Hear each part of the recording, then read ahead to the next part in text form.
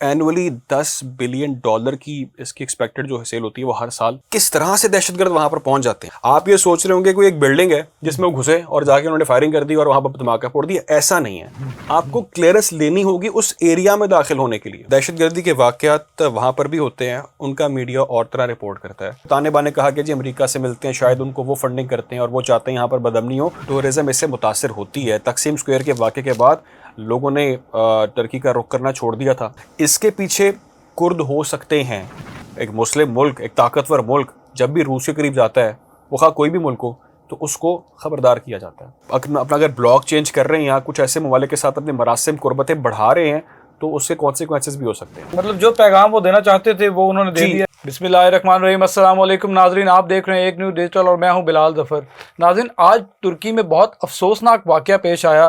पता चला है कि वहां पे जानी नुकसान भी हुआ है और कुछ लोग जो हैं वो ज़ख्मी भी हैं। तो तुर्की की ये सारी सूरत हाल, मैं आज मेरे साथ अली डार साहब मौजूद हैं जिनको ये एजाज़ हासिल है कि इन्होंने तुर्की के वो मकामात भी विज़िट किए हैं पाकिस्तान की तरफ से जिनके बारे में आपको पता भी नहीं होगा, और बहुत कॉन्फिडेंशियल जो है वो मकामात हैं। उसके बारे में इनसे बात करेंगे कि आज का जो वाक़या पेश आया ये किस चीज़ की फर्म थी, ये किस जगह पे वाक़या पेश आया और ये किस तरह हो गया। इतनी सिक्योरिटी वहाँ पे, इतलात के मुताबिक वहाँ बहुत ज़्यादा सिक्योरिटी होती है। तो डॉक्टर साहब क्या कहना चाहेंगे आज जिस फर्म के अंदर ये वाक़या पेश आया अफसोसनाक, जिसमें 4 लोग जाँ बहक हो गए और 14 लोग ज़ख्मी हो गए। आप क्योंकि वहाँ पे पाकिस्तान की नुमाइंदगी कर रहे थे, आपने ये सारी चीज़ें बहुत करीब से देखी हैं, क्या कहना चाहेंगे इस मामले के बारे में? बहुत शुक्रिया बिलाल। मैंने ये चीज़ें वाहिद पाकिस्तानी होने के नाते हमने इसको कवर किया, और सिर्फ इस जहाँ पर ये वाक़या पेश है अफसोसनाक टर्किश एरोस्पेस इंडस्ट्री में जो वाक़या आया उसकी तफसील तो हमारे सामने है। और मैं आपको बताता हूँ जो मैंने चीज़ें विटनेस वहाँ पे की थी, किस तरह से लैप्स हुआ, कहाँ से वो एंटर हो सकते हैं, कौन सा एरिया था और क्यों उन्होंने टारगेट किया इसको। ये सारी चीज़ें मेरे पास शेयर करने के लिए हैं। लेकिन उससे पहले मैं नाज़रीन को ये बता दूँ कि मैं डिजिटल क्रिएटर भी हूँ, अपने प्लेटफॉर्म्स के लिए कंटेंट भी जनरेट करता हूँ, क्रिएट करता हूँ। तो मुझे ये एजाज़ हासिल हुआ, टर्किश गवर्नमेंट ने मुझे इनवाइट किया और उन्होंने कुछ ऐसे हमें एरियाज़ दिखाए जो इससे पहले किसी पाकिस्तानी ने नहीं देखे। और मैं इसलिए उसका जिक्र कर रहा हूँ क्योंकि वहाँ पर सिक्योरिटी बहुत ज़्यादा हाई होती, बहुत सेंसिटिव एरियाज़ हैं वो, जहाँ पर हमें जाने का एजाज़ हासिल हुआ। जिसमें JCC एरिया था। JCC मीन्स के जॉइंट कोऑर्डिनेशन सेंटर। वहाँ पर रूस की, वहाँ पर यूक्रेन के जो ऑफिशियल्स हैं वहाँ पर वो बैठते हैं, उनके अफसरान वहाँ पर बैठते हैं और बहुत सारी चीज़ों को डिस्कस करते हैं। फ्यूचर के मामलात वहाँ पर डिसाइड किए जाते हैं वॉर के हवाले से। तो वहाँ पर भी किसी तरह की आपको फिल्मिंग की, पिक्चर्स की परमिशन नहीं होती। इसके साथ साथ बैरक्तार ड्रोन इंडस्ट्री, तुर्की का बहुत बड़ा नाम है इसके अंदर। दुनिया के अंदर अगर हम टॉप ड्रोन्स की बात करें तो उसमें टर्की के ड्रोन्स आते हैं और दुनिया उसको ख़रीदती है और इसमें बहुत तेज़ी से वो तरक्की कर रहा है और बहुत बड़ा एक रेवेन्यू जनरेट कर रहा है। इसके साथ साथ अब मैं आता हूँ एरोस्पेस इंडस्ट्री पे। मैंने इसके अलावा इलेक्ट्रिक कार है टॉग, उसको भी कवर किया और वो भी बहुत तेज़ी से उसमें वो तरक्की कर रहे हैं। लेकिन एरोस्पेस इंडस्ट्री की अगर हम बात करें जिसकी आपने मुझसे सवाल किया है, ये इतना सेंसिटिव एरिया है। मैं आपको एरिया तो बताता हूँ भी कि एरिया कैसा है, लेकिन आप में से बहुत से लोग होंगे, बहुत से नाजरीन होंगे जो जानना चाह रहे होंगे बेसिकली ये काम करते क्या है जिसको टारगेट किया गया। नाजरीन, aerospace industry what they offer actually helicopters. दुनिया भर में हेलीकॉप्टर्स इनके चलते हैं, बिकते हैं, दिए जाते हैं, बहुत सारे एग्रीमेंट्स होते हैं, बहुत सारी डील्स होती हैं। एयरक्राफ्ट्स हैं, उसमें गनशिप हेलीकॉप्टर्स भी आ जाते हैं, फिर बहुत सारी UAVs हैं, फिर इसके साथ साथ स्पेस सिस्टम्स की चीज़ें हैं जिसमें दुनिया आज तरक्की कर रही है। और ये दुनिया के टॉप में अगर हम बात करें टर्की की, तो दुनिया के टॉप के अंदर इसका शुमार होता है, जिसकी सेल इस वक्त दुनिया में हो रही है। अगर हम बात करें एनुअली की, तो एनुअली 10 बिलियन डॉलर की इसकी एक्सपेक्टेड जो सेल होती है वो हर साल होती है। अच्छा, अब इसको टारगेट किया गया वो मैं आपको एक्सप्लेन करता हूँ। इसको टारगेट करने के क्या मकासद हैं, इनके पीछे कौन लोग हो सकते हैं? देखिए बिलाल, जो इस वक्त नाजरीन जानना चाह रहे हैं, पहली चीज़ मैं आपको उस पर भी हम डिस्कस करते हैं, लेकिन बहुत जब मैंने सुनी ये न्यूज़ मेरे सामने आई तो आपसे मेरा जब राब्ता भी हुआ, हमने इस पे बात हम कर रहे थे, तो नाजरीन सबसे ज़्यादा शॉकिंग चीज़ ये इसमें है कि किस तरह से दहशतगर्द वहाँ पर पहुँच जाते हैं। मैंने विटनेस ये किया कि जो अंकारा के आउटस्कर्ट्स एरियाज़ हैं, यानी कि जो दूर दराज के इलाके जिन्हें हम कहते हैं, जो बिल्कुल आबादी के दरमियान में नहीं होते, थोड़े हट के बनाए जाते हैं सेंसिटिव एरियाज़, जहाँ पर ये तमाम तर सिर्फ एक बिल्डिंग नहीं है एरोस्पेस इंडस्ट्री की जहाँ पर ये काम हज़ारों इंजीनियर्स वहाँ पर काम कर रहे हैं और बहुत वहाँ पर सेंसिटिव काम हो रहा है। इसके साथ वहाँ पर और भी बहुत सारी बिल्डिंग्स हैं जहाँ पर सेंसिटिव काम चल रहा था, लेकिन हमें उसको फिल्माने की, उसकी पिक्चर्स लेने की कोई परमिशन वहाँ पर नहीं थी। लेकिन बहुत बड़ी बड़ी दीवारें हैं, ऊपर जिस तरह जंगला होता है, बहुत सारी तारें होती हैं, बहुत सारी सिक्योरिटी होती है। इवन आप ये सोच रहे होंगे कोई एक बिल्डिंग है जिसमें वो घुसे और जाके उन्होंने फायरिंग कर दी और वहाँ पर धमाका फोड़ दिया, ऐसा नहीं है। आपने मिसाल के तौर पे जी, आपने अगर इस तरफ पहुंचना है तो इस तक पहुंचने के लिए आपको पहले बहुत सारी हर्डल से गुजरना पड़ेगा, बहुत सारे एरियाज आपको क्रॉस करने पड़ेंगे, सिक्योरिटी पॉइंट से गुजर के आना होगा, आपको क्लियरेंस लेनी होगी उस एरिया में दाखिल होने के लिए। अगर आपने इकबाल टाउन में किसी के घर पहुंचना है तो पहले आपको करीम मार्केट से गुजरना होगा, वहां पर आपको बताना होगा कौन है, कहाँ से आ रहे हैं। तो ये एक अलार्मिंग और शॉकिंग चीज है कि वो किस तरह से क्लियरेंस लेकर वहां तक पहुंच गए, और वहां पर पहुंचने के बाद उन्होंने वहां पर इस तरह से लोगों को जो भी है वहां पर टारगेट भी कर लिया और एक्सप्लोजन्स हुए। तो ये बहुत बड़ा एक लैब्स भी एक तरह का नजर आ रहा है कि टर्किश जहाँ पे इतनी ज्यादा काम कर रहे हैं, उनका security labs, it's a very big challenge for them. अच्छा, मतलब इस कंपनी के अंदर आपको जाने का इत्तेफाक हुआ तो आपने ये चीज़ें जो अखज़ की हैं, तो आप ये बताएं कि ओवरऑल जो इनके मामलात, सिक्योरिटी के मामलात हैं, क्या तुर्की के सिक्योरिटी लैब्स इस तरह के हैं जैसे कि पाकिस्तान में पहले पेश आते रहे मामलात, लेकिन तुर्की में ये बहुत कम सुनने को मिला कि ऐसी दहशतगर्दी के वाक़यात होते हैं? आपने क्या वहाँ पे देखा? क्या ऐसा नहीं है, ऐसा नहीं है। दहशतगर्दी के वाक़यात वहाँ पर भी होते हैं, उनका मीडिया और तरह रिपोर्ट करता है।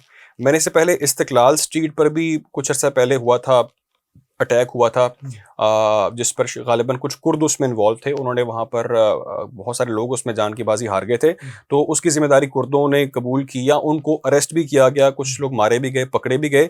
तो वो भी उसके बाद बहुत ज़्यादा उनके जो टूरिज्म है टर्की की, वो अफेक्ट हुई थी, बहुत ज़्यादा उनका लॉस हुआ था, फाइनेंशियल लॉस हुआ था। दुनिया ने वहाँ जाने का कुछ अर्सा तो बॉयकॉट ही कर दिया, वहाँ पर हालात बड़े ख़राब हैं, क्योंकि वहाँ पर ऐसा एक्सपेक्ट नहीं करते कि ऐसा हो गया, लेकिन हो जाता है।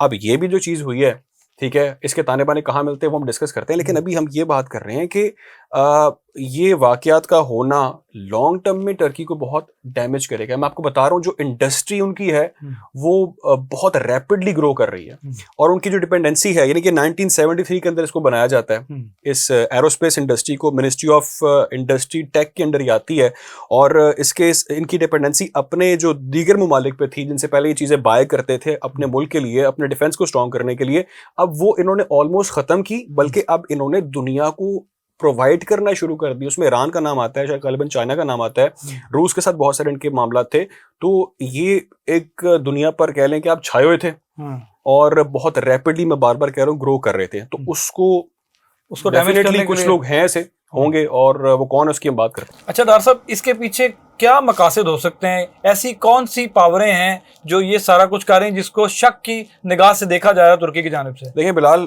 ताने बाने कहाँ मिलते हैं तो कहना कबल अज़ वक्त है, क्योंकि अभी इसकी ऑफिशियली किसी ने कुछ वो ओन नहीं किया कि अभी हमने ऐसा किया, या टर्किश गवर्नमेंट ने नहीं कहा कि भाई ये इसके पीछे लोग हैं। लेकिन इससे पहले अगर आपको याद होगा, तकसीम स्क्वायर पर भी जब हुए थे दहशतगर्दी के वाक़यात, जिसमें एक बड़ा जानी नुकसान भी हुआ था, उसमें कुर्दों के नाम सामने आए थे और कुछ उनके खिलाफ ऑपरेशन भी किया गया, गिरफ्तारियां अमल में, कुछ लोग मारे गए और कहा गया इसके पीछे कुर्द थे। लेकिन उसके ताने बाने कहा कि जी अमेरिका से मिलते हैं, शायद उनको वो फंडिंग करते हैं और वो चाहते हैं यहाँ पर बदअमनी हो, क्योंकि उससे आपको याद होगा जब ऐसे वाक़यात होते हैं किसी भी मुल्क के अंदर, और ख़ास तौर पर वैसा मुल्क जहाँ पर बहुत ज़्यादा टूरिज़्म हो, और टूरिज़्म इससे मुतासर होती है। तकसीम स्क्वायर के वाक़े के बाद लोगों ने टर्की का रुख करना छोड़ दिया था। बहुत सारे जो टूरिस्ट थे उन्होंने अपनी जगह चेंज कर ली घूमने फिरने की, उन्होंने कहा हमने टर्की नहीं जाना, भी वहाँ पे तो धमाके हो रहे हैं, वहाँ तो हालात बड़े ख़राब हैं। तो अब अगर ऐसा एरोस्पेस इंडस्ट्री को टारगेट किया गया है तो डेफिनेटली इंटरनेशनल मीडिया भी इसको रिपोर्ट कर रहा है। ये हमारा मीडिया नहीं है कि जो हर खबर को बढ़ा चढ़ा कर, यहाँ पर पाकिस्तान में तो खबरें रिपोर्ट की जाती हैं, बताई जाती हैं जी कि ऐसा हो गया वैसा हो गया और चीज़ें सामने आती हैं, लेकिन टर्की के अंदर और बहुत सारे ममालिक में बहुत कंट्रोल्ड खबर को रिलीज़ किया जाता है।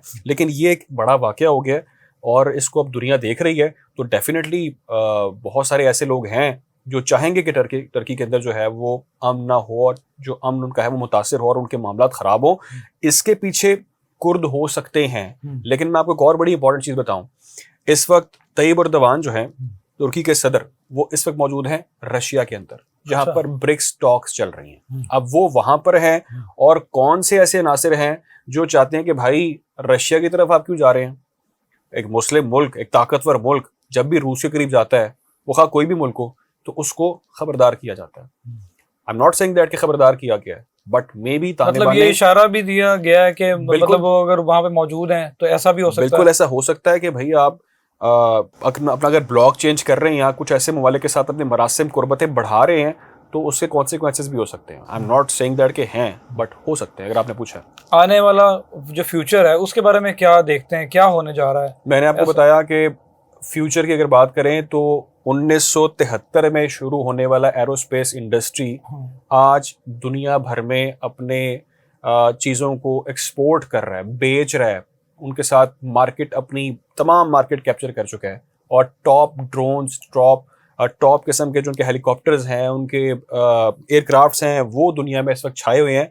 तो मार्केट तो वो कैप्चर कर चुका है। अब उनकी मार्केट को रोकने के लिए, तोड़ने के लिए बहुत सारी ऐसी चीज़ें हो सकती हैं जो जिससे जो दीगर लोग हैं, दीगर ममालिक हैं, कंपेटिटर्स हैं, वो फ़ायदा हासिल कर सकते हैं। तो अली ये कहा जा सकता है कि ये जो मुल्ज़िमान हैं, जो मुसल्लह लोग वहाँ पे जो दाखिल हुए हैं, ये इन खास चीज़ों तक पहुँचना चाहते थे, उनके मकासद क्या थे, उसकी अभी तक कोई इत्तला मिली है? देखिए, अभी तक जो इनिशियल इन्फॉर्मेशन है उसमें जो मकासद हैं वो तो डेफिनेटली नज़र आ रही है कि वहाँ पर एक बदअमनी की फ़िज़ा कायम की जाए। कुछ चंद लोगों ने, आम लोगों ने किसी ख़ास बंदे को तो वहाँ पर मारना नहीं था, ना उन्होंने गन्स के साथ वहाँ पर तमाम तर उनकी जो वहाँ पर हेलीकॉप्टर्स थे, एयरक्राफ्ट थे, यूएवीज़ थी, उनको तबाह कर देना था। लेकिन हाँ, एक चीज़ स्टैब्लिश करनी थी जो मेरा ख्याल है, it's my point of view, गलत भी मैं हो सकता हूँ। मतलब जो पैगाम वो देना चाहते थे वो उन्होंने दे जी, दिया। आप अगर कोई बड़ा मुल्क है और आप उनके साथ अग्रीमेंट करने जा रहे हैं तो आप एक बार सोचेंगे कि यार मैं जिनके साथ अग्रीमेंट करने जा रहा हूँ वहां पर तो मामला इस तरह के चल रहे हैं, तो डेफिनेटली आपकी मार्केट डैमेज होती है। जी बिल्कुल नाज़रीन, आपने अली डार साहब की गुफ्तगू सुनी। तुर्की के वो हालात हमने आपके सामने रखे हैं जो इस वक्त ताज़ा तरीन सूरत हाल सिक्योरिटी मेजर्स के बारे में चल रही है, वो भी शेयर की गई और वहाँ के ख़ास मकामात की इन्फॉर्मेशन भी आपको दी। और नाज़रीन, मिलते हैं नए टॉपिक, नए किसी मेहमान के साथ, तब तक के लिए इजाज़त दीजिए। अल्लाह हाफ़िज़।